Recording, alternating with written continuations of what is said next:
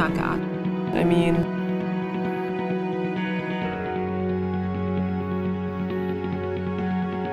I'm Maria McKenna. And I'm Charlie Reeves. I have to go to work, I'm sorry. And I'm Tommy Hillringer. And I'm Madeline Wise. And we're a bunch of people. Some people who wanted to do a web series, so we did one for you. We're both huge Doctor Who fans. Huge Sherlock fans, huge Buffy fans. And we wanted to make something in the spirit of all of those. But there are some things that we don't see enough of. Enough roles for women. LGBT characters who aren't defined by their sexuality. Self-aware and self-actualized 20-somethings. Sci-fi. We see enough sci-fi, Charlie. We made this thing. We made this episode for you, the world, because we're doing a Gandhi and being the change we want to see. The first episode, the pilot, we made for $26,900. And you're probably like, holy geez, that's a crap ton of money. And it is. But in context, it's basically nothing. I come from a theater background where that is like fatty money. I come from a TV background where that's what we pay one actor for a 30-second walk-on role.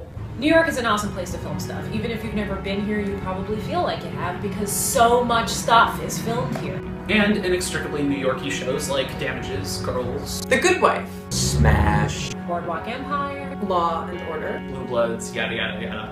All of those cost upwards of $5 million an episode. More and more networks are taking their shows to Canada or back to LA where it's still cheaper. They like cheap.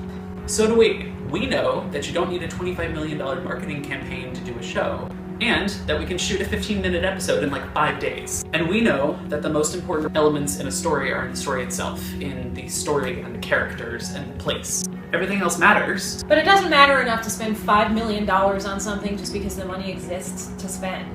So what we're doing is making this awesome little sci-fi black comedy. I'm kind of trying to save the world here. TV's about to change, and we want to be a part of that.